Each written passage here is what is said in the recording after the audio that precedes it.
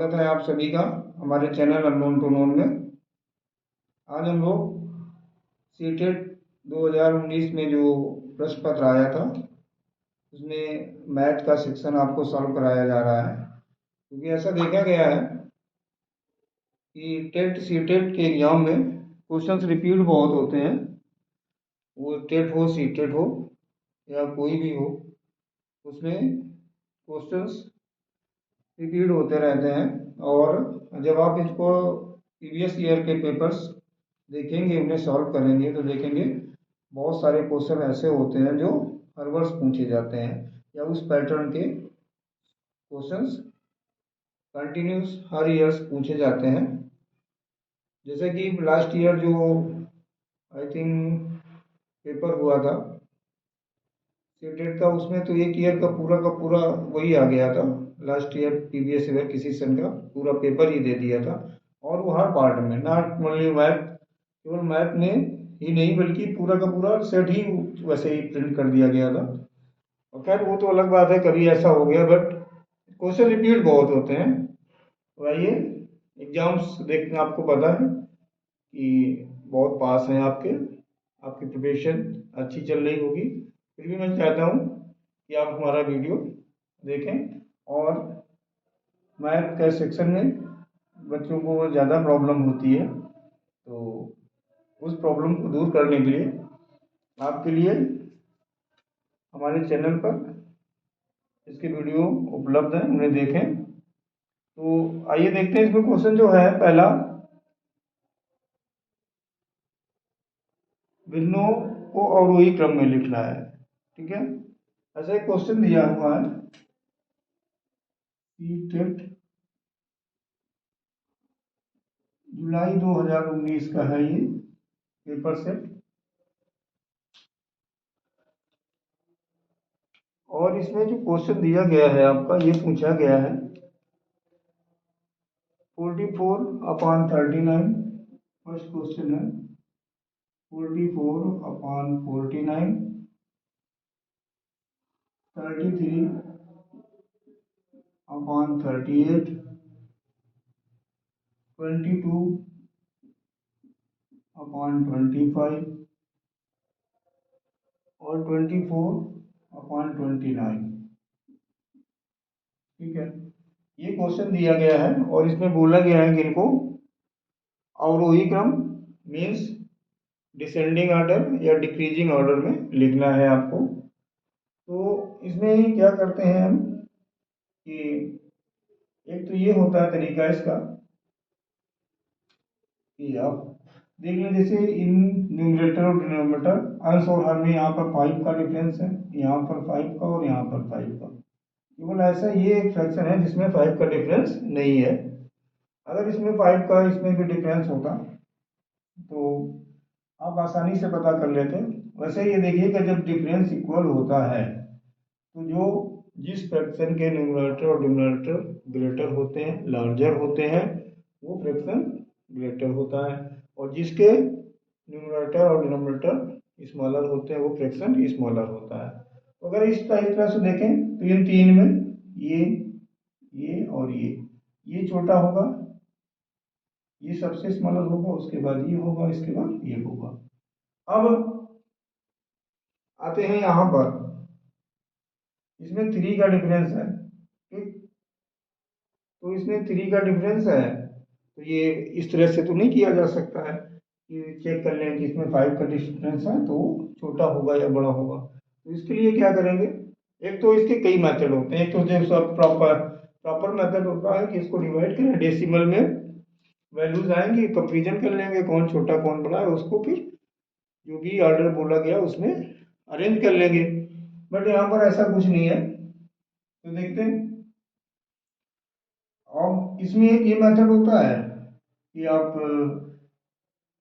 Decimal में value check कर लें, दूसरा जो डिफरेंस बताया उससे कर लें, और तीसरा एक नया मेथड ये होता है कि आप पहले जो दो नंबर हैं ये, ठीक है, इसमें देख लें कौन बड़ा है कौन छोटा है, तो इसका क्रॉस मल्टीप्लाई कर लें। तो इसका 44 × 38 जब करोगे ये आ जाएगा 1672, ठीक है। और 33 × 49, ठीक है। जब 33 × 49 करोगे आप तो ये आपका आ जाएगा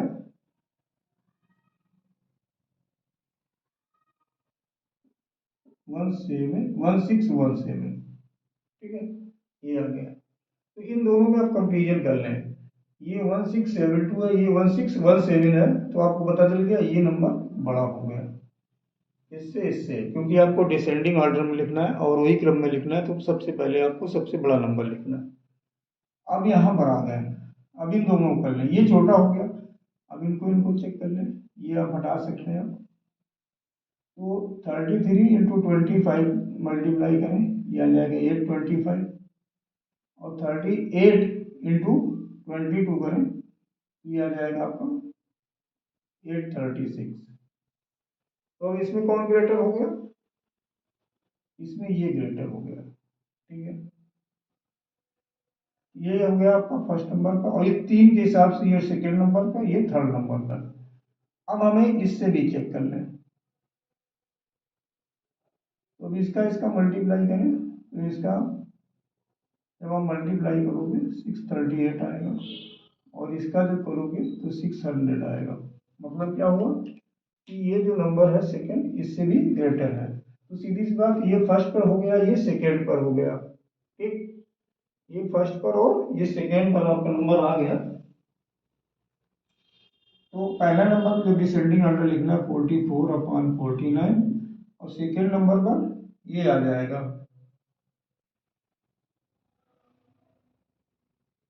अब अगर इसको भी अगर आप क्लियर करना चाहें 44 और 22/25 को, कि अभी ये तो बड़ा था इससे, ये बड़ा इससे, तो अभी ये क्लियर नहीं हुआ कि इन दोनों में कौन ग्रेटर है। इसका मल्टीप्लाई करें तो ये आ जाएगा 1100, और इसका मल्टीप्लाई करोगे आ जाएगा 1078। 1100 है, ये 1078 है, ये नंबर ग्रेटर हो गया आपका, यानी ये हो गया सबसे बड़ा 44/49, और ये जो अदर टू बचे उनसे ये ग्रेटर है 22/25, ठीक। अब आपको ये बताया गया था इसमें 5 का डिफरेंस है, इसमें 5 का डिफरेंस है, न्यूमरेटर डिनोमिनेटर इसके इससे ग्रेटर है, तो ये आ जाएगा आपका थर्ड नंबर का, और ये हो गया इस नंबर का। अच्छा, इतना करने के लिए तो आपको पूरा मेथड बताया गया है। इसके पहले जैसे आपने क्लियर कर लिया ये नंबर सबसे बड़ा है, सेकेंड नंबर हमारा ये आ रहा है, तो ऑप्शन चेक कर लें, हो सकता है इतने से आपका ऑप्शन क्लियर हो जाएगा। तो 44, 49, तो ये देखिए फोर्थ ऑप्शन में लिखा है। अगर आप देखते ऑप्शन से अगर आप चेक करते तो केवल फोर्थ ऑप्शन ही ऐसा है जिसमें पहले नंबर भी है, सेकेंड नंबर भी है, और किसी ऑप्शन में ऐसा नहीं दिया है। तो आपको ज़्यादा और कंपेरिजन करने की जरूरत नहीं थी, आप ऐसे इसका आंसर टिक कर सकते थे। बट मैंने इसलिए बताया कि हो सकता ये दोनों सीक्वेंस एक से मोर ऑप्शन में दिए होते तो आपको सॉल्व करना ही पड़ता। तो इस मेथड से आप इसको चेक कर सकते हैं कि कौन सा नंबर सबसे बड़ा है, उससे छोटा, उससे छोटा। तो आपको अवरोही क्रम में है, पता है कि सबसे बड़ा लिखते हैं, उसके बाद उससे छोटा, उससे छोटा। अगर इसी को आरोही क्रम में बोलता तो यहाँ से लिखना आप शुरू करते हैं, सबसे छोटा, फिर उससे बड़ा, फिर उससे बड़ा, फिर सबसे बड़ा, ठीक। और इसमें अवरोही आरोही के अलावा केवल कभी कभी बोल देते हैं, सिर्फ 4 ऑप्शन दे देते हैं, एक में ये और ये बोल देते हैं सबसे बड़ा कौन है। तो आपको क्लियर हो गया ये बड़ा, सबसे छोटा कौन है, ये हो गया, ठीक है। तो इतना अगर ये आप अच्छे से सीख गए तो इससे रिलेटेड अगर कोई भी क्वेश्चन आएगा तो आप उसको आसानी से सॉल्व कर पाओगे। और ये निश्चित है कि इस टाइप का एक क्वेश्चन आपके पेपर में आना ही है। तो इसलिए इसको अच्छे से देखें, और इसको जो भी रूल आपको बताया गया है 3 तरह से बताया गया है, डिवीजन करके पॉइंट में वैल्यू पता कर लें, एक दूसरा उनके बीच का डिफरेंस देख के अगर सब में सेम है तो क्लियर कर लें, और नहीं तो ये जो मैंने क्रॉस मल्टीप्लिकेशन बताया इस सब पर फिट बैठता है, इस मेथड से आप क्वेश्चन सॉल्व कर सकते हो। चलिए।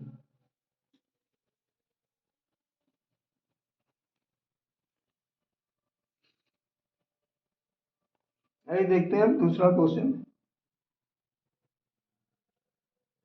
ये गिवन है x इक्वल टू 2 की पावर 3 इंटू 3 की पावर 2 इंटू 5 पावर 3 इंटू 7 और y इक्वल टू है 2 की पावर 3 इंटू 3 की पावर 3 इंटू 5 की पावर 4 इंटू 7 की, यहाँ पर 2 लिखा हुआ है, 5 की power 4 into 7 power 3। z equal to given है 2 4 3 4 5 2 2 की पावर 4 3 की पावर 2 5 की पावर 2 और 7 की पावर 5। ये गिवन है इंफॉर्मेशन। x इक्वल टू ये गिवन, y इक्वल टू ये given, z equal to given है। तो इसमें हमें x, y, z का मासा मीन्स एचसीएफ फाइंड करना है। मासा फाइंड करना है मीन्स एचसीएफ फाइंड करो। एचसीएफ क्या होगा यह ज्ञात करो। ठीक है, ये लिख सकते हैं मासा है, क्योंकि ऑप्शनल क्वेश्चन है। देखिए, अगर आपने हमारे चैनल अननोन टू नोन को सब्सक्राइब कर रखा है तो उसमें मैंने काफ़ी समय पहले एचसीएफ और एलसीएम का जो चैप्टर होता है उसको बेसिक से लेके और जो भी उससे रिलेटेड प्रॉब्लम्स आती हैं, जिस टाइप के क्वेश्चंस आते हैं, उसमें डिस्कस किए थे। आपके चैनल अगर अवेलेबल है, अगर आपने उसको देखा है तो निश्चित रूप से इस क्वेश्चन को आसानी से सॉल्व कर सकते हैं। मैंने इस टाइप का, मुझे याद है कि सेम इस टाइप का क्वेश्चन उसमें आपके लिए अवेलेबल कराया है। तो देखिए, मासा होता क्या है, मासा और लासा दोनों को उसमें क्लियर किया गया है। तो इसमें हमें मासा फाइंड करना है। आप देखें, मासा में एक चीज ध्यान रखनी होती है, मासा जो होता है या एचसीएफ जो होता है वो पूरे नंबर का फैक्टर होता है। ठीक है, एचसीएफ हाईएस्ट कॉमन फैक्टर। जैसे कि यहाँ पर 2 आ रहा है, यहाँ 2 की पावर 3 है, x में 2 की पावर 3 है, y में 2 की पावर 2 है, z में 2 की पावर 4 है।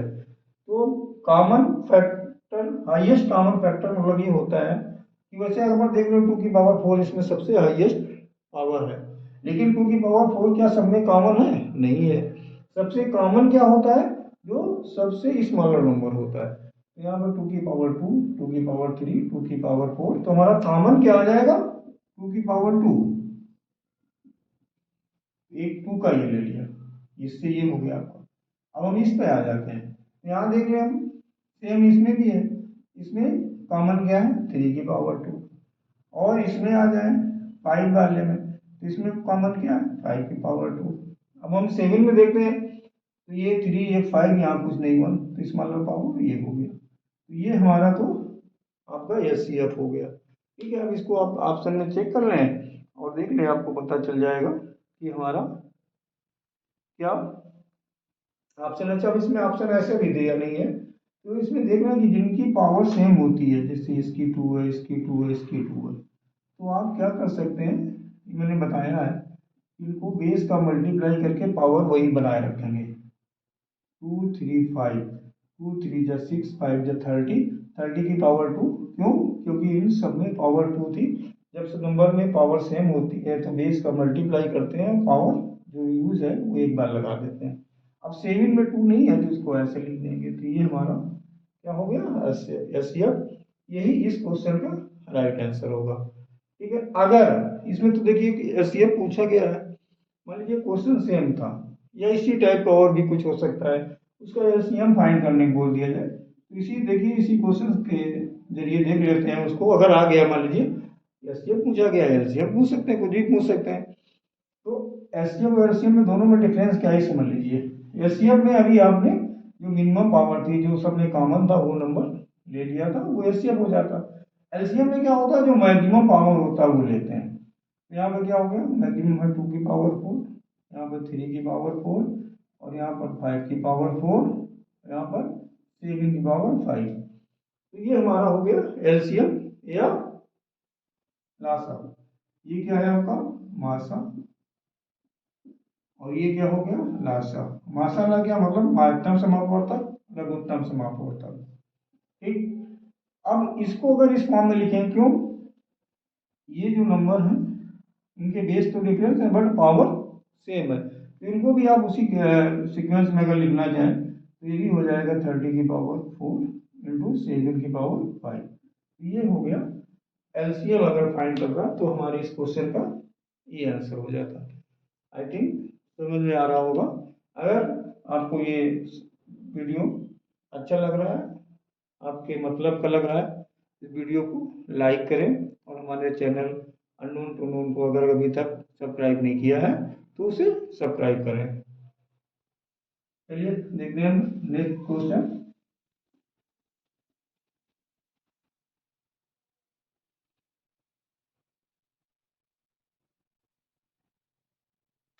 5 2 लिखा है 52272 equal to E square into Q cube into R की पावर 4 या पी क्यू आर आभाज्य संख्याएं हैं। तो आपको फाइंड करना है 2p plus Q minus are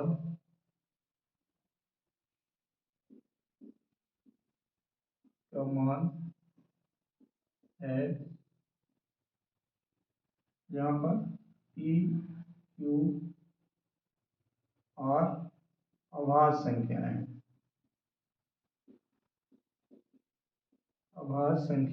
हैं। ठीक है, क्वेश्चन ये दिया है यदि 52,272 को इस तरह से लिखा गया है equal to P square into Q cube into R की पावर 4, तो हमें 2p plus Q minus R की वैल्यू या मान पता करना है। और ये बोला गया है जो पी क्यू आर है वो अभाज्य संख्या। देखिए जब हम फैक्टर करते हैं तो उसमें हमें ऑलवेज प्राइम नंबर्स या अभाज्य संख्याओं का ही यूज करना होता है। देखिए इसको कैसे कर सकते हो आप।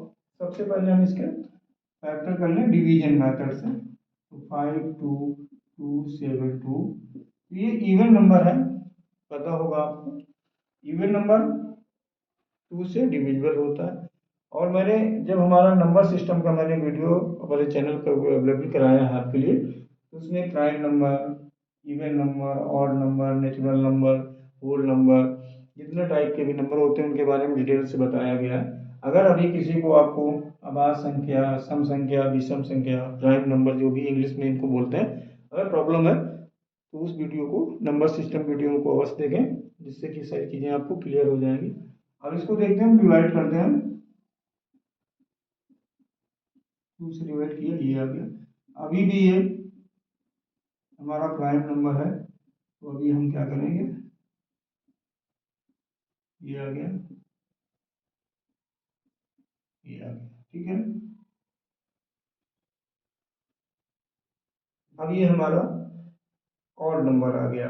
ऑड नंबर के बाद हम क्या करेंगे, नहीं, यहाँ पर ये आएगा ये। ठीक, तो अब हमें क्या करना, ये हो गया। अब अभी तक तो ये प्राइम था, सॉरी इवन था, तो 2 से डिवाइड हो रहा था। अब ये नंबर हो गया 3267 यूनिट प्लस प्लस 7 है, तो ये हो गया ऑड नंबर या विषम संख्या। तो अभी 2 से नहीं डिविजिबल होगी, 2 से केवल इवन नंबर ही डिवाइड होते हैं। तो अब इसको 3 से करके देखते हैं। तो 3 का रूल बताया गया है कि इनके डिजिट जो है इनको हम सम कर लें, अगर वो 3 से डिविजिबल है तो नंबर 3 से ये डिवाइड हो जाएगा। इनको ऐड करते हैं, 5 6 11 7 18, 18 3 से डिविजिबल होता है तो ये आपका डिवाइड हो जाएगा। और जब डिवाइड करोगे तो इतना आ जाएगा। अब फिर इसका सम 18 आ रहा है, तो मतलब फिर ये 3 से डिवाइड हो जाएगा, तो ये इतना आ गया। अब इसका आ रहा है सम 12, तो अब भी हो जाएगा 121।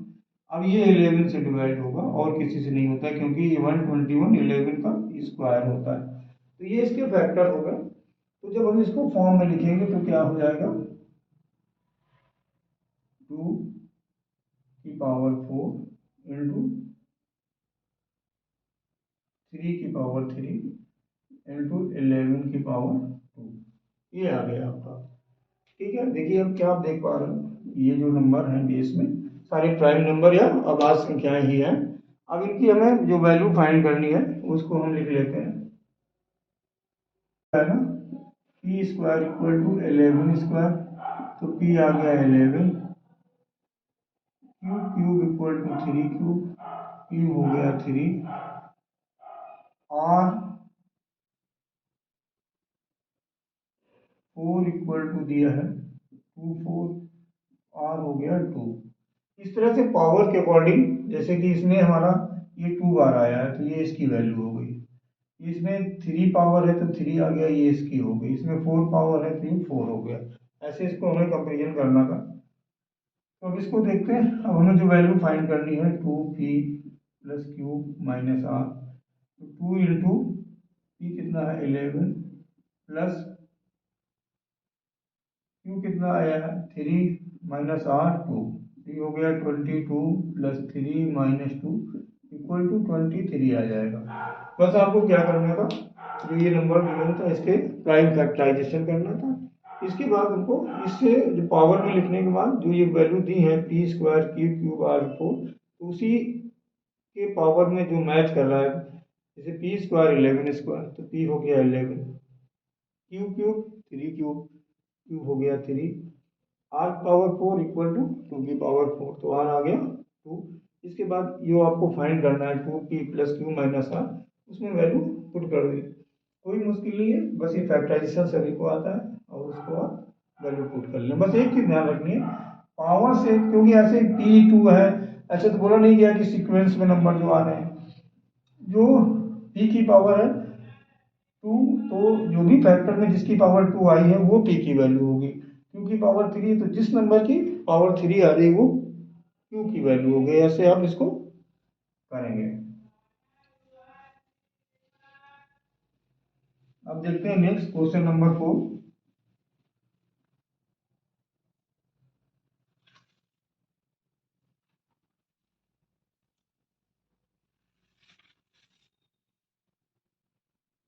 यदि 7 अंकों वाली संख्या 72 से विभाज्य हो तो 2x प्लस y का मान बताइए।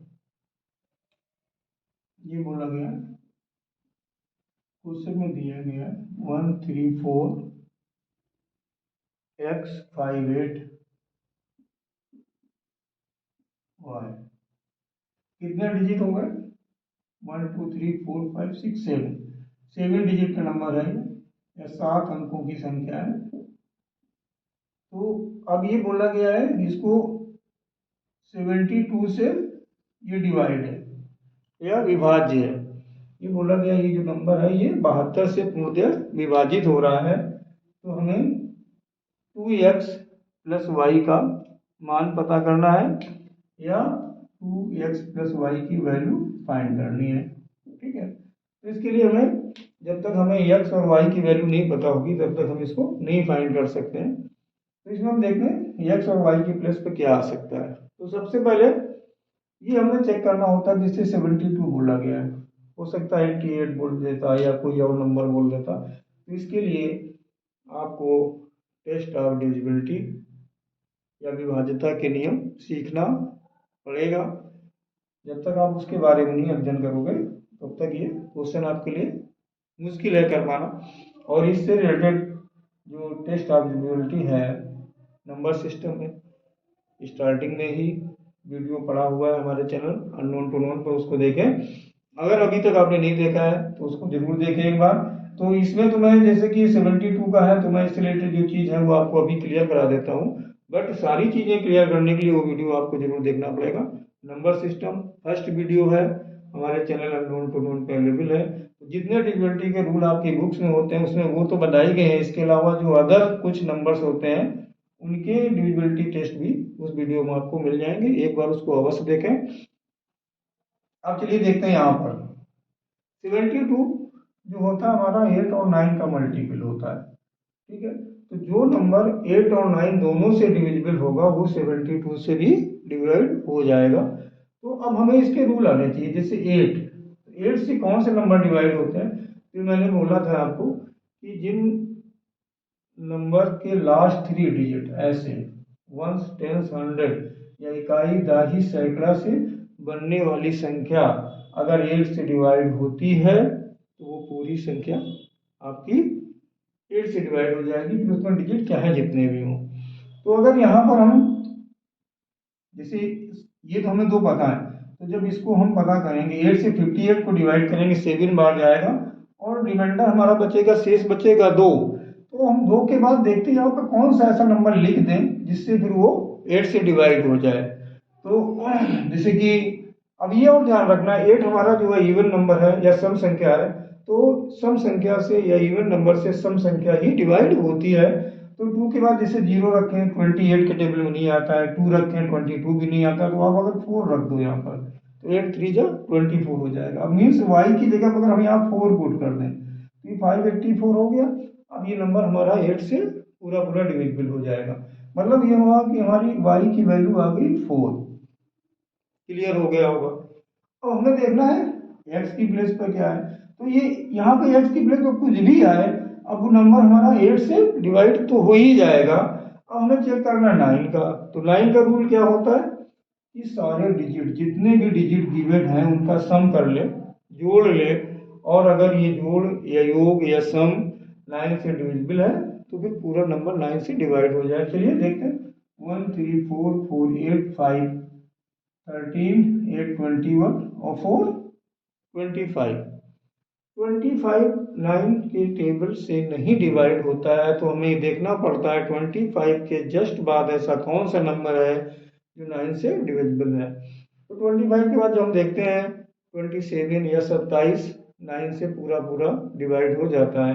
तो 25 और 27 का डिफरेंस 2 होता है, यानी कि x की प्लेस पर हमारा आ जाएगा 2, y आ गया हमारा 4 और x आ गया 2। बहुत मुश्किल नहीं होता है, बट अगर आपने इसकी बेसिक चीज़ें पता है, विभाज्यता के नियम पता है, टेस्ट ऑफ डिविजिबिलिटी पता है, तो ये क्वेश्चन अवश्य कर लोगे और निश्चित रूप से इस टाइप का एक क्वेश्चन आपके पेपर में आपको देखने को मिलेगा। इसलिए अच्छे से देख लें, वीडियो अभी वाला देख लें। और ये तो केवल 72, इसमें मैं 8 और 9 के बारे में बता रहा हूँ बार बार, क्योंकि हमें पेपर सॉल्व करना है तो सारी चीज़ें नहीं क्लियर कराई जा सकती हैं। इसके लिए नंबर सिस्टम का वीडियो अवेलेबल है हमारे चैनल अननोन टू नोन पे, उसको एक बार पूरा जरूर देखें, सारी चीज़ें आपको क्लियर हो जाएंगी। चलिए तो क्या आ गया y4 आ गया और x2 आ गया। अब इसमें हमें वैल्यू पुट कर देनी है, तो 8 हो जाएगी 2 × 2 + 4, ये 4 और ये 4 8। हाँ ये भी ध्यान रखिए मॉड मास से रिलेटेड क्वेश्चन है, बहुत से बच्चे क्या कर देते हैं पहले इसको प्लस कर देते हैं, 6 2 जा 12 हो जाएगा, नहीं पहले हमें मल्टीप्लाई करना होता है। तो 4 + 4 = 8। ऐसी जल्दबाजी में कोई गलती ना करें कि आप पहले प्लस कर दें बाद में मल्टीप्लाई कर दें, तो आपका आंसर मैच नहीं करेगा, और करेगा भी तो वो रॉन्ग होगा। पहले बॉड मास के अकॉर्डिंग आपको क्वेश्चन को सॉल्व करना है। चलिए हो गया 8 4th ऑप्शन में ये इसका आंसर दिया है। अब देखिए क्वेश्चन नंबर नेक्स्ट है जो इसमें इसको बताते हैं कौन सा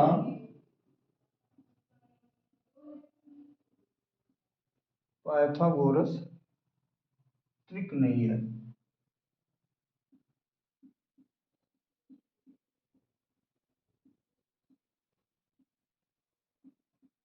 ये हिंदी बहुत कठिन वर्ड यूज होते हैं अगर मैथ के है। वैसे ये पाइथागोरस ट्रिक का मतलब होता है कि पाइथागोरस ट्रिपलेट इसमें कौन से नहीं है। देखो पाइथागोरस से रिलेटेड जो भी क्वेश्चन है तो राइट एंगल ट्राइंगल पर बेस्ड होता है, यानी समकोण त्रिभुज पर बेस्ड होता है। ये 90 होता है, 90 के सामने ये कर्ण होता है या हाइपोटेनस होता है, और जो भी यहाँ पर कोई 2 नंबर होंगे जैसे कि ये x और ये y, तो इसका पाइथागोरस ट्रिपलेट का मतलब होता है इसका स्क्वायर प्लस इसका स्क्वायर। ये जो नंबर होगा आपका इतना होगा, मतलब इसका स्क्वायर प्लस इसका स्क्वायर के इक्वल होता है। जैसे सपोज करो अब नंबर आपने जैसे यहाँ पर आ गया, ये हो गया 3, ये 4 और ये 5, तो इसका स्क्वायर आप करोगे 9 हो गया, इसका स्क्वायर करोगे 16 हो गया, इसका स्क्वायर करोगे 25 हो गया, तो इन दोनों का सम इसके इक्वल आ जाता है। इसको हम पाइथागोरस ट्रिपलेट या पाइथागोरस ट्रिक बोला जाता है। तो इसमें अब बोला गया कौन सा नहीं है, तो इसमें जो चार दिए गए हैं, एक दिया गया है 13, 84, 85, सेकेंड दिया गया है 10, 60, 63।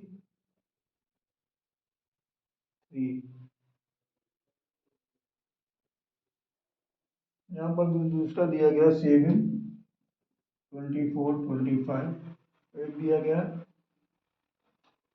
थर्ड ऑप्शन में दिया गया 8, 15, 17, और फोर्थ दिया गया है 11, 60, 63। तो ये वाला इसमें नहीं है। देखिए कोई एक ही नहीं होगा चार में, तभी ऑप्शन होता है। ये आप करके देख लें, जो स्मॉलर नंबर है, जैसे इसका स्क्वायर करें 64, इसका स्क्वायर किया 225, इसका करेंगे 289, तो इन दोनों का सम इसके इक्वल हो जा रहा है, स्क्वायर करके सम। अच्छा सब में कर लेंगे। अच्छा ये देखने से क्यों पता चल गया भाई, हम इसका स्क्वायर करेंगे तो वन है नंबर, वन का जब किसी नंबर के स्क्वायर करते हैं जैसे 11, 21, 31 कुछ भी, तो यूनिट प्लेस पे वन ही आता है। और जब इसका जीरो है तो जीरो वाले करेंगे तो जीरो आएगा। अब इनको अगर ऐड करेंगे हम तो यूनिट प्लेस पर जीरो आएगा। बट जब हम इसका स्क्वायर करेंगे, इसके यूनिट प्लेस पर थ्री है, तो जब ऐसा नंबर कोई 13, 23 कुछ भी हो, 33 जिसके यूनिट प्लेस पर थ्री आ रहा है, उसका स्क्वायर करते हैं तो 9 आता है यूनिट प्लेस पर। यहाँ 1 आ रहा है या 9 आ रहा है, यानी जो दो नंबर हैं इनके स्क्वायर का सम थर्ड नंबर के स्क्वायर के इक्वल नहीं आ पा रहा है, तो यही पाइथागोरस ट्रिक या पाइथागोरस ट्रिपलेट हमारा नहीं है। ठीक है, ये तो देखने से पता चल रहा था सिंपली। अदरवाइज आप क्या करें, इन दोनों के स्क्वायर को सम करें, इसके स्क्वायर के इक्वल आ जाए तो ये पाइथागोरस ट्रिपलेट है। इसका स्क्वायर प्लस इसका स्क्वायर इक्वल टू इसका हो जाएगा। ठीक, हालांकि इसके लिए से रिलेटेड मैंने कुछ शॉर्ट ट्रिक्स आपको बताई हैं, जो एरिया एंड पेरीमीटर का चैप्टर है उसका वीडियो पड़ा हुआ है, उसको अगर डिटेल में देखना है तो उसको आप देख सकते हैं, निश्चित रूप से वो आपके लिए हेल्पफुल होगा। ठीक है, चलिए अब देखते हैं नेक्स्ट क्वेश्चन, क्वेश्चन नंबर 6।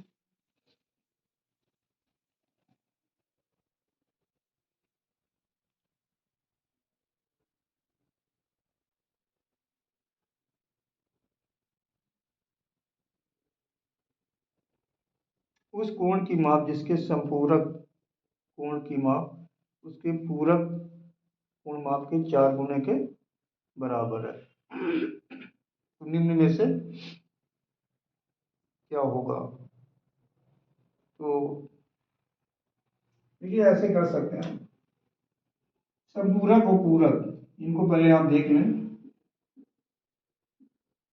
संपूरक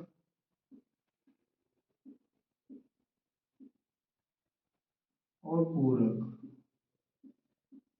अभी इनकी वर्ड आगे हैं तो इनको पहले तो इनको क्लियर कर ले, ये होते क्या है।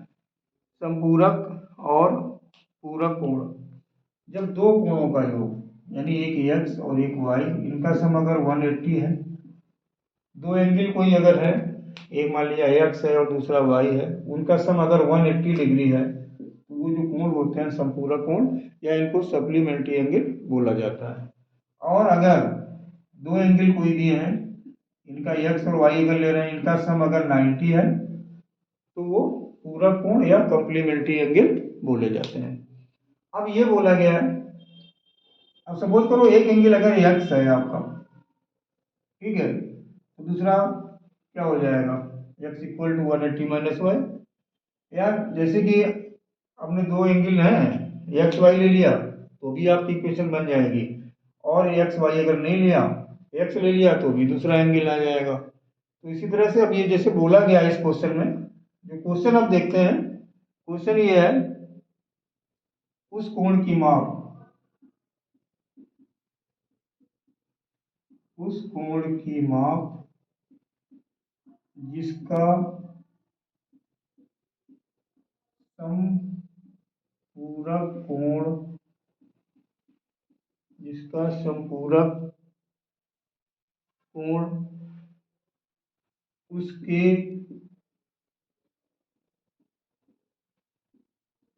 पूरक कोण के 4 गुना के बराबर है, 4 गुना के बराबर है, तो कोण है, यानी कि निम्न में से कौन सा कोण है। 4 ऑप्शन दिए होंगे आपको। तो देखिए, जैसे अभी बताया गया, संपूरक दो कोण का जब योग 180 अंश होता है, एक अगर x है तो दूसरा उसका संपूरक 180 माइनस एक्स होगा, और पूरक में अगर एक x है तो दूसरा 90 माइनस एक्स होगा। अब ये बोला गया पूरक कोण जो होता है बड़ा होता है, सॉरी संपूरक कोण पूरक से बड़ा होगा, क्योंकि इसका सम 180 होता है, इसका 90 होता है। तो ये बोला गया जो इसका संपूरक है ये इसके 4 गुने के बराबर है, तो ये हो जाएगा 180 minus X equal to 360 minus 4x। अब आप ऐसे भी कर सकते हैं, minus X plus 4x equal to 360 minus 180, तो 3x equal to 180, x equal to क्या आ गया 60 डिग्री। ठीक, x हमारा 60 डिग्री हो गया। ठीक है, तो अब इसको अगर हम, ये हमारा आंसर हो गया। ठीक है, ये ऐसा एंगल हो गया जिसका संपूरक इसके पूरक का 4 गुना होगा। अब कैसे देखिए, वेरीफाई अगर करना चाहें, अगर ये एंगल है तो इसका संपूरक क्या होता 120, क्योंकि क्या बताया था जो भी कोण है उसका संपूरक 180 माइनस एक्स होता है, तो 180 से अगर 60 माइनस किया 120 आ गया। इसका पूरक क्या होगा, तो इसको हम 90 माइनस एक्स होगा, तो 90 माइनस 60 क्या हो जाएगा 30। अब इससे इसको अगर डिवाइड करोगे तो 4 टाइम्स में हो जाएगा, यानी 4 गुना ये हो गया।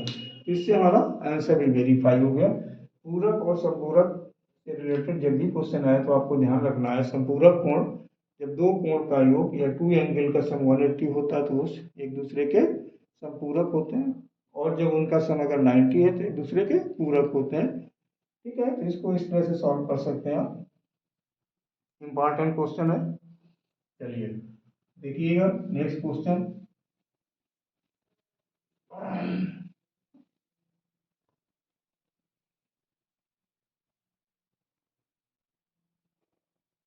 अरे ये बोला गया यदि किसी त्रिभुज के कोणों की माप, यदि किसी त्रिभुज के कोणों की माप x, 3x प्लस 20 तथा 6x है, तो त्रिभुज होगा या अवश्य होगा। इसमें बोला गया है अवश्य होगा, या त्रिभुज होगा लिख सकते हैं, या अवश्य ही होगा। ये तो आपका क्वेश्चन है। देखिए, आप कोई भी ट्राइंगल हो, कैसा भी ट्राइंगल हो, आप जानते हैं ट्राइंगल में एंगल सम प्रॉपर्टी जो होती है, जैसे आपने ले लिया तो ये हो गया angle A plus angle B plus angle C equal to 180 होता है। किसी भी ट्राइंगल के जो इनर एंगल होते हैं उनका सम 180 होता है, ये एंगल सम प्रॉपर्टी होती है। त्रिभुज के कोणों का योग, त्रिभुज के तीनों अंतः कोणों का योग ऑलवेज या हमेशा 180 होता है, ये प्रॉपर्टी है। तो आप जितने भी कोण दिए, एक एक्स, एक 3x प्लस 20, एक 6x, तो इनका सम या योग कितना होगा 180।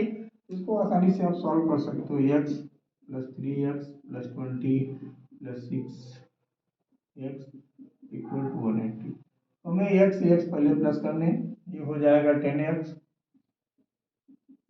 इक्वल टू 180, ये टू उधर चला गया माइनस हो गया, तो ये हो गया 160, x आ जाएगा 16, x 16 आ गया, जो हमारा एक एंगल हो गया x इक्वल टू 16। दूसरा जो हमारा 3x प्लस 20 है, ये हो जाएगा 3 इंटू 16 प्लस 20, ये हो गया 68। और जो नेक्स्ट है हमारा 6 तो ये हो जाएगा 6 इंटू 16 इक्वल टू 96। तो एक एंगल अब हम देख रहे हैं 16, 68, 96, ये हो गए एंगल। तो हमें एंगल नहीं फाइंड करने थे इसके, हमें ये बताना था ये जो ट्राइंगल है वो किस टाइप का होगा, मतलब एक्यूट एंगल ट्राइंगल होगा, राइट एंगल ट्राइंगल होगा, या ऑब्टूज एंगल ट्राइंगल होगा, मतलब न्यून कोण त्रिभुज, समकोण त्रिभुज या अधिक कोण त्रिभुज, इसमें बताना है। तो जब आप जानते हो जब एंगल या ट्राइंगल के सारे एंगल 0 और 90 के बीच में आते हैं तो वो न्यून कोण होता है। एक एंगल अगर 90 होता है तो समकोण या राइट एंगल ट्राइंगल होता है, और एक अगर एंगल उसका 90 से ग्रेटर होता है वो ऑब्टूज एंगल ट्राइंगल या अधिक कोण त्रिभुज होता है।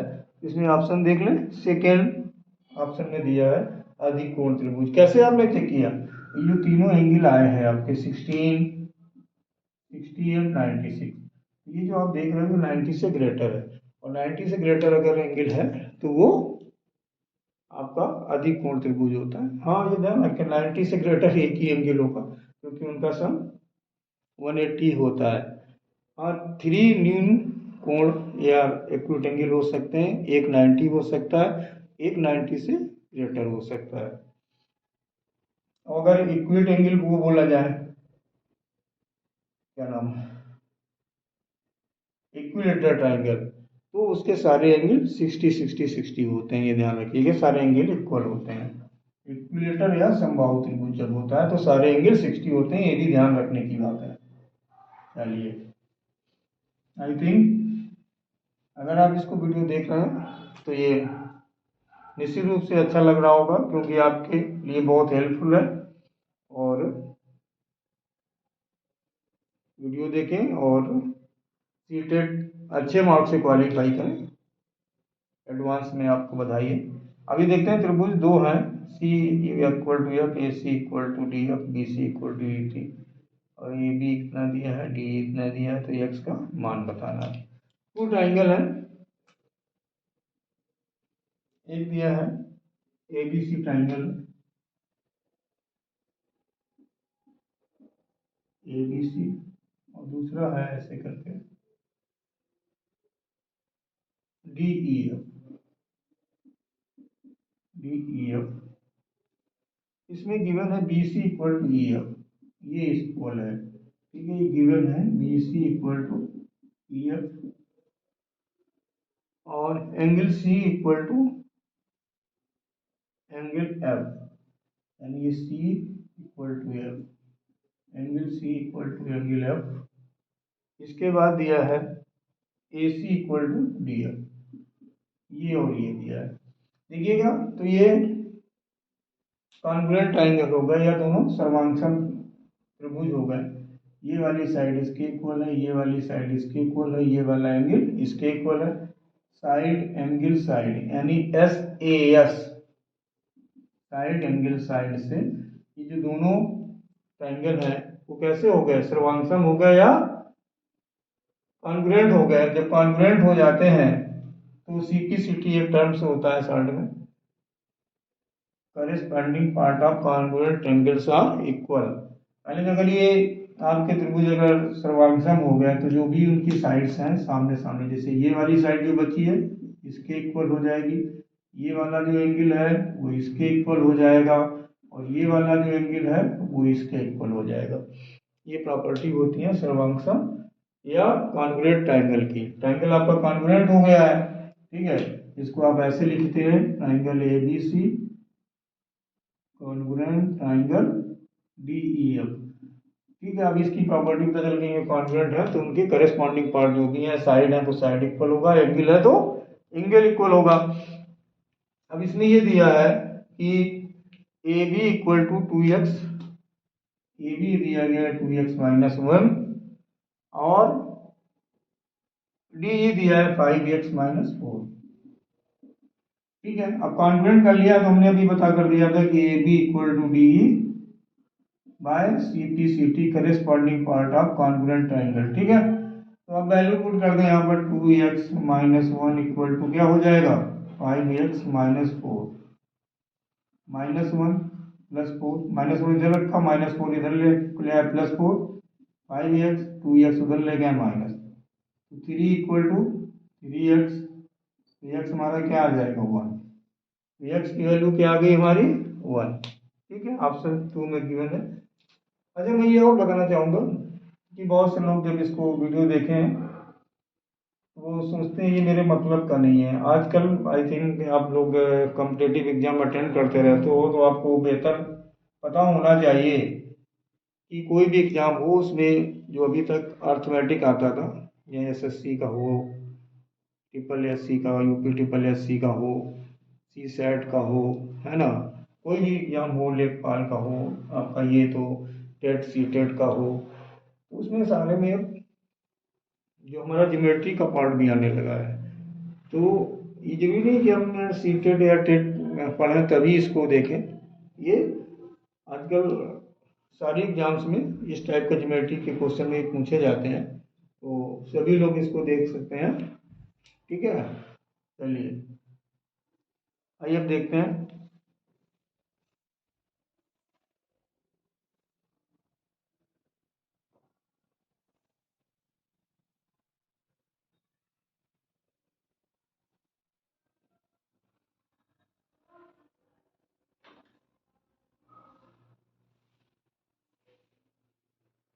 ये दिया है आंकड़ों के माध्यक x है, यदि 8 के स्थान पर 18 कर दिया जाए तो आंकड़ों के माध्यम में होता है x और y का योग।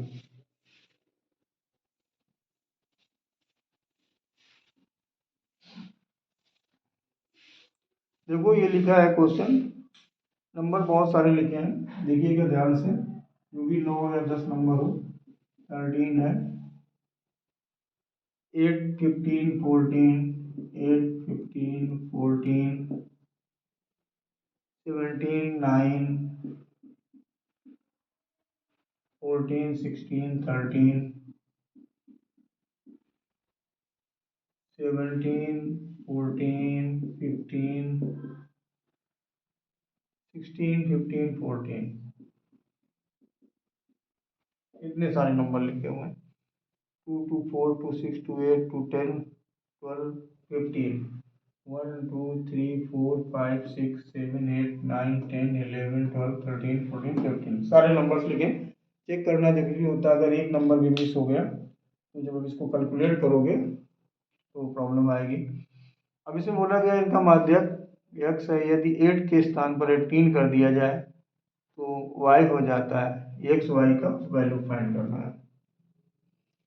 ये लिखा है 8, अगर इनका 8 है तो हमारा ही बोल दिया x। अब हम x पता कैसे करते हैं, सारे नंबर को हमें प्लस करना होता है, और जितने नंबर्स हैं 15, यानी यहाँ पर कितना है 15, टोटल जो नंबर गिवन है 15, और इनका जो सम आएगा उसको 15 से अगर हम डिवाइड कर देंगे तो इसका माध्यक या मीन आ जाएगा।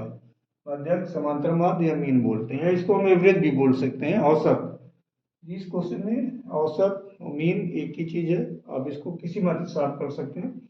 इसके लिए भी मेरा वीडियो मीन या जो एवरेज है उसका पड़ा हुआ है चैनल पर, उसको देखें, सारी चीजें आपको क्लियर हो जाएंगी। अब इसको चलिए प्लस करते हैं। 13 8 21 15 36 14 50 67 76 90 106 119 136 150 165 181 196 और 210। ठीक, तो 210 में अगर आप 15 को डिवाइड करोगे तो ये आ जाएगा आपका 14। क्लियर हो गया? ठीक है, ये आपका इतना आ गया, यानी x की वैल्यू आ गई। अब 8 हमारे इसमें कितनी प्लेस पर, एक ही प्लेस पर है।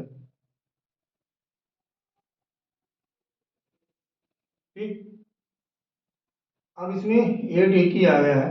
अब बोल दिया गया अगर 8 की प्लेस पर हम 18 कर दें तो जो सम होगा वो 10 बढ़ जाएगा, बहुत ज्यादा फर्क नहीं पड़ेगा। 8 है, यहाँ पर 18 लिख दोगे तो 10 एक्स्ट्रा हो जाएगा, सम करेंगे तो जब 10 कर देंगे तो सम हमारा 220 आ जाएगा, जो 15 से करेक्ट पूरा होल नंबर में डिवाइड नहीं होगा। अब इन्होंने ऐसा क्या बोला है, तो आंकड़ों का मतलब x है, तो x y के मानों का योग बताना है। तो वो हमारा जो है उसको जब हम उसमें करेंगे, क्योंकि पॉइंट में इसमें ऑप्शन नहीं दिए हैं, तो जब राउंडिंग करेंगे तो हमारा 15 आ जाएगा, क्योंकि प्लस 10 और हो रहा है, ये हमारा 14 आ गया पूरा डिवाइड, तो 10/15 यानी 0.67 हो जाएगा, 14.67 उसकी वैल्यू आएगी। उसको जब हम राउंडिंग करेंगे तो वो 15 हो जाएगा, और 14 और 15 का सम जो होता है वो 29 हो जाएगा, क्योंकि यहाँ पर बोला गया है एक्स और वाई, ये तो हमारा एक्स आ गया, और जो वाई आएगा वो क्या हो जाएगा 220/15 मीन्स 14.67, और इसको हम ऐसे राउंडिंग में 15 ले सकते हैं। ये हो गया आपका एक्स और ये हो गया वाई। हमें फाइंड क्या करना है, एक्स प्लस वाई, तो ये 14 प्लस 15 इक्वल टू क्या हो जाएगा 29। ठीक है। अच्छा, इसमें पॉइंट में दिया होता है तो हम इसको निकाल देते 28.67, ऐसा कोई नंबर नहीं दिया। अब ज़्यादा से ज़्यादा क्या कर सकते हैं, एक बार इसका सम और चेक कर सकते हैं कि ये 210 ही है, आई थिंक वैसे ही होगा।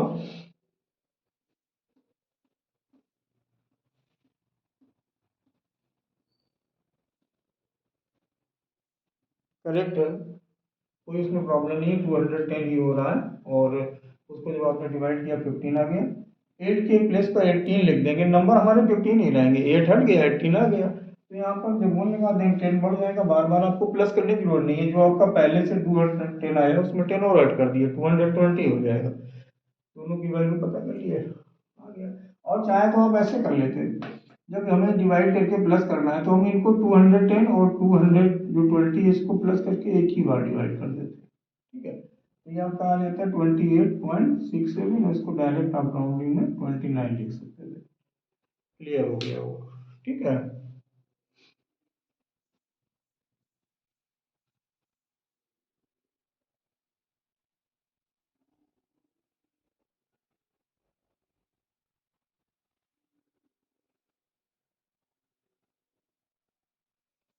अब क्वेश्चन जो दिया है घनाभ का है, किसी घनाभ का कुल पृष्ठीय क्षेत्रफल 194 मीटर स्क्वायर है, इसकी लंबाई और चौड़ाई दिया है, तो इसका आयतन क्या होगा, ये क्वेश्चन है। देखिए, क्यूबाइड जो पृष्ठीय क्षेत्रफल और आयतन से रिलेटेड जो क्वेश्चन होते हैं सारे 3 डायमेंशनल होते हैं, त्रिविमीय होते हैं। उसमें घन, घनाभ, शंकु, बेलन और स्फीयर, और स्फीयर मीन्स गोला, और जिसको आप वो बोलते हैं फ्रस्टम, ठीक है, चिन्हक, उससे क्वेश्चन पूछे जाते हैं। यहाँ पर घनाभ का क्वेश्चन है। देखिए, घनाभ का कुल पृष्ठीय क्षेत्रफल दिया है, यानी कि घनाभ का कुल पृष्ठीय क्षेत्रफल, घनाभ का कुल पृष्ठीय क्षेत्रफल ये होता है 2 LB plus BH plus HL। अच्छा, ये जानते हैं क्या होता है TSA ऑफ क्यूबाइड, इसको ये बोलते हैं, आसानी से इसको समझ सकते हैं। हिंदी के वर्ड थोड़े टफ होते हैं, ये मैं अभी बता चुका हूँ आपको। तो जो कुल पृष्ठीय क्षेत्रफल है इसको टोटल सरफेस एरिया बोल सकते हैं, या होल सरफेस एरिया भी बोला जाता है। TSA की जगह WS से भी इसको लिख सकते हैं कभी, क्योंकि ये आपका जो पेपर्स आता है सीटेट का वो बोथ लैंग्वेज में लिखा रहता है, उसमें मैथ और जो भी, इसलिए लैंग्वेज हिंदी लैंग्वेज के अलावा, हिंदी इंग्लिश के अलावा जो भी रहता है, लैंग्वेज के अलावा जो भी क्वेश्चन होते हैं हिंदी और इंग्लिश दोनों में लिखे होते हैं। बहुत से बच्चे इंग्लिश मीडियम से होते हैं, हिंदी में प्रॉब्लम होती है, हिंदी मीडियम के होते हैं, इंग्लिश में प्रॉब्लम होती है। मैं कोशिश यही है कि दोनों चीज़ों को क्लियर कराता चलूँ। तो इसको TSA, और फार्मूला तो वही रहेगा, चाहे आप उसको हिंदी में लिखो चाहे इंग्लिश में लिखो, मैथ की यही एक खूबसूरती होती है। तो अब इसमें ये दिया है 194, लेंथ ब्रेथ गिवन है इसकी, क्वेश्चन में दिया है 8 और 6, ये हो गया 8 इंटू 6, ये हो गया 8 इंटू 6 इंटू H, ये हो गया 8 इंटू H। तो उसी को सबसे पहले आप डिवाइड कर दो 94, और ये कितना है 48, इसको भी इधर ले आओ 48, अब ये बचा क्या 6H प्लस 8H। ठीक है, ये सॉरी सॉरी सॉरी, ये हो जाएगा 97, 97 माइनस 48, ये हो जाएगा आपका 49, ये हो गया 14H। अब इसमें हमें H पता करना है, ये आ जाएगा आपका 3.5, ये हाइट होगी। अब हमें क्यूबाइड का आयतन पता करना है, तो आप उसको आयतन लिख दें या ऐसे लिख दें, volume of cuboid equal to होता है L into B into S, इसी को बोलते हैं घनाभ का आयतन। क्या बोलोगे? घनाभ का आयतन। ये हो गया लंबाई गुणा चौड़ाई गुणा ऊंचाई, एक ही बात होती है, कैसे भी लिख लो। तो लेंथ ब्रेथ आपकी तो पहले ही से आपको पता था, 8, 6 और 3.5। इनका जब आप मल्टीप्लाई करोगे कि 168 मीटर क्यूब या क्यूबिक मीटर आपका आंसर आएगा। आंसर आप मैच कर ले सकते हैं, फोर्थ पार्ट में दिया गया है, यही इसका ऑप्शन हो जाएगा। ठीक है, तो इसके क्या है आपका मेंसुरेशन, इसको बोला जाता है घन घन। आपका टॉपिक आप क्लियर कर लें। ठीक है, चलिए अब इसका देखते हैं नेक्स्ट पार्ट, जो नेक्स्ट क्वेश्चन है वो चाहे तो जो भी हो आपका 10th था, ये 11th हो सकता है, याद रखिएगा आप। इसमें भी इसी से ज्योमेट्री का क्वेश्चन है ये भी। किसी समलंब का क्षेत्रफल 105 मीटर है, उसका शीर्ष लंब 7 सेंटीमीटर और समांतर भुजाओं में से एक भुजा दूसरी से 6 सेंटीमीटर अधिक लंबी है, तो लंबी भुजा की लंबाई। देखिए समलंब होता क्या है, ऐसे करके हो सकता है।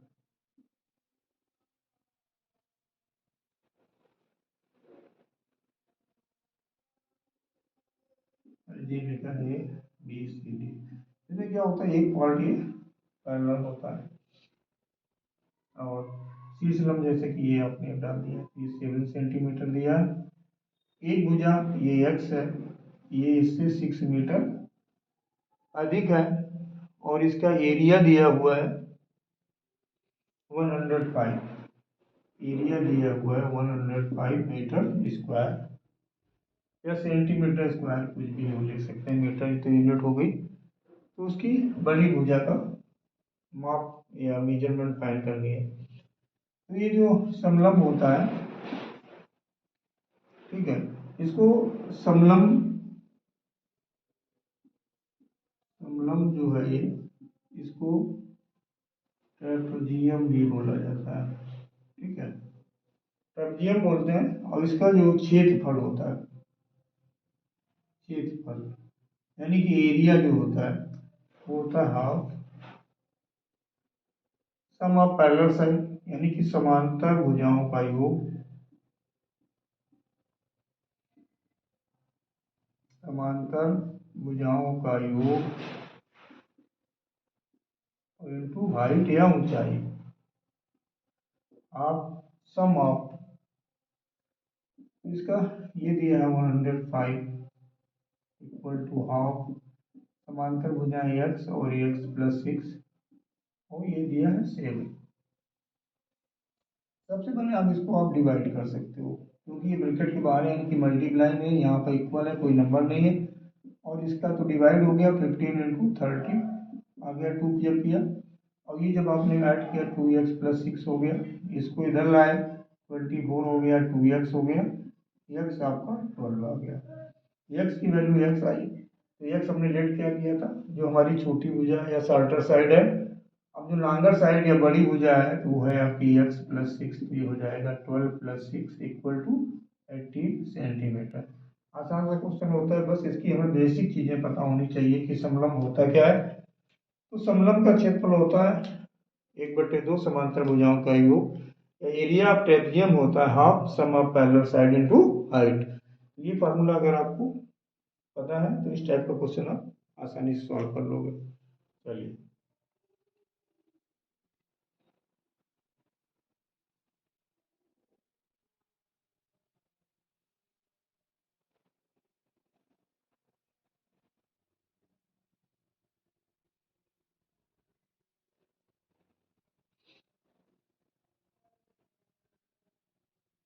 चलिए आते हैं दूसरा क्वेश्चन देखते हैं। अभी हम बता रहे थे जब घनाभ का क्वेश्चन आया था कि इसमें शंकु और बेलन किसी का भी क्वेश्चन आ सकता है, तो इसमें आ गया बेलन का क्वेश्चन आ गया। बेलन यानी कि सिलेंडर। बेलन को क्या कहते हैं? बेलन मतलब होता है सिलेंडर। सिलेंड्रिकल चीज होती है, जैसे घरों में सिलेंडर होते हैं। तो इसकी रेडियस जो दी है वो 3 सेंटीमीटर दिया है। वक्र पृष्ठीय क्षेत्रफल, वक्र पृष्ठीय क्षेत्रफल गिवन है 94.2 सेंटीमीटर स्क्वायर। रेडियस गिवन है।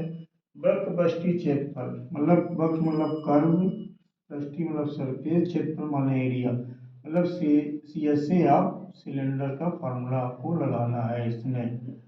ये होता है 2πr/h। ये गिवन है आपका 94.2 इक्वल टू 2। ये वैल्यू 22/7 या 3.14 होती है, तो इसमें चूंकि गिवन है 3.14 लेना है। आर है ये 3, हाइट आपको फाइंड करनी है। ठीक है, देखिए इसमें 2 पर डेसिमल है, इसमें 1 पर है। इसका डेसिमल हटाएं, इसका हटाएं, तो यहाँ पर एक 0 आपको लगाना पड़ेगा। इससे आपको डिवाइड करोगे तो 30 बार में हो जाएगा, इससे करोगे 15 बार में हो जाएगा, इससे करोगे 5 बार में हो जाएगा। एच हमारी 5 सेंटीमीटर आ गई आसानी से। अब इसका हमें आयतन पता करना है। वॉल्यूम ऑफ या आयतन या बेलन का आयतन लिखेंगे या वॉल्यूम ऑफ सिलेंडर लिख दें। ये होता है πr²h। ठीक है, तो अब इसकी हमें पाई की वैल्यू चूंकि 3.14 गिवन है तो वही लेंगे। 5² r² मतलब ये हो गया, और सॉरी और हमारा 3 था, 3 × 3, और हाइट हमारी आई है 5। 3 × 3 = 9, 5 × 40, 5 से इसको आप मल्टीप्लाई करते हैं। 45 × 4 = 45 × 180, 18, 45 × 42 63, 135 अच्छा 141 141.30 सेंटीमीटर स्क्वायर, जो कि आपसे थर्ड में आपका गिवन। इसको आप इस तरह से सॉल्व कर सकते हैं। इसके लिए आपको क्या करना होगा, मेंसुरेशन में जितने भी टॉपिक्स हैं, घन, घनाभ, बेलन, शंकु, गोला, अर्धगोला, उनके बेसिक समझने पड़ेंगे। और उसके जो फॉर्मूलेज हैं वो भी बहुत इंपॉर्टेंट होते हैं, वो जरूर देखना पड़ेगा, तभी आप इस क्वेश्चन को कर पाएंगे। चलिए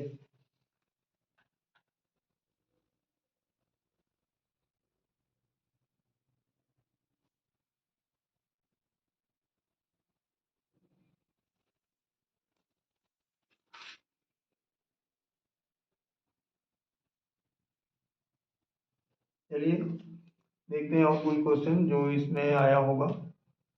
इसमें दिया हुआ है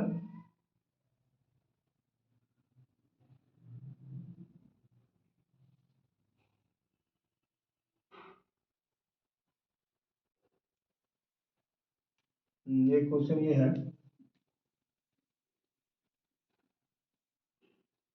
किसी त्रिभुज की एक भुजा 5 सेंटीमीटर और दूसरी 10 सेंटीमीटर। किसी त्रिभुज की एक भुजा 5 सेंटीमीटर तथा दूसरी भुजा 10 सेंटीमीटर है, और उसका परिमाप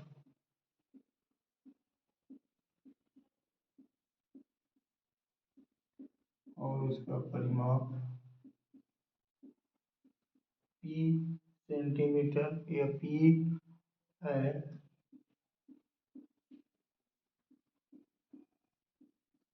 जहाँ p एक पूर्णांक है, p एक पूर्णांक है, p के न्यूनतम और अधिकतम संभव मान होंगे। p के न्यूनतम और अधिकतम मान संभव है। ये कोई भी त्रिभुज है अगर ऐसे, एक उसकी 5 है, एक 10 है, ठीक है। तो एक तो ये हो सकता है कि त्रिभुज का एक ये रूल होता है कि त्रिभुज की जो तीनों साइड हैं उनमें जो दो साइड का सम होता है वो तीसरी साइड से ग्रेटर होता है। तो ये अगर 5 है, ये 10 है, ये हुआ 15। अब इससे 15 इस साइड की मेजर से अगर ग्रेटर है तो ये मतलब 15 से लेस ही आएगी, वो 14 हो सकता है, 13 हो सकता है, 12 हो सकता है, 11 हो सकता है। तो इसका अगर हम मैक्सिमम मान लें तो ये 14 ही हो सकता है। तो अगर इनको हम प्लस करेंगे 5, 10, 14 तो ये तो आ गया हमारा 29, एक कंडीशन के हिसाब से कि हमने ये दोनों स्मॉलर साइड अभी ली है 5 और 10, ठीक है। ये पेरीमीटर इसका तब क्या हो जाएगा 29, क्लियर। अब ये तो ये कब हो गया 29, कब पॉसिबल है, जब हमने ये माना है कि 5 और 10 जो साइड्स गिवन है वो गिवन ट्राइंगल की मिनिमम साइड्स हैं। तो जो मैक्सिमम साइड या ग्रेटेस्ट साइड आएगी वो इन दोनों के सम से लेस होगी। इन दोनों का सम है 15, तो 15 से ग्रेटर नहीं होगी, लेस देन हो सकती है, और वो भी कहाँ तक 10 से भी लेस नहीं होगी। तो 11, 12, 13, 14, तो हमें ग्रेटर वैल्यू फाइंड करनी है जो मैक्सिमम या अधिकतम मान है, तो वो क्या हो जाएगा 14। अब इसके बाद अगर हम ये समझें कि ये हमारी ग्रेटेस्ट साइड है कौन 10, अगर 10 ग्रेटेस्ट साइड है तो मतलब क्या हुआ कि इन दोनों का जो सम होगा वो 10 से ग्रेटर होगा। तो ये 4 से वैल्यू अधिक आएगी, 4 से 5 से वैल्यू ज़्यादा आएगी। ये 6 भी हो सकता है, ठीक है। तो अगर हम इसको जो मिनिमम वैल्यू होगी वो क्या होगी 6, 7, 8, 9 तक हो सकती है, ठीक है। क्योंकि अगर 10 कर दोगे तो दो साइड इक्वल हो जाएंगे। तो 5, 10, 15, 5, 10, 15 इससे ग्रेटर हो जाएगा, ठीक है। तो अभी हमें क्या देखना है, ये अगर 5, 10, 15 तो ये 6 मिनिमम हमें पता करना। तो 5, 6, 10 और 5, 6, 10 का सम करेंगे तो कितना हो जाएगा 21। तो मैक्सिमम में तो बहुत सारी वैल्यू हो सकती है 7, 8, 9, 10, ठीक है।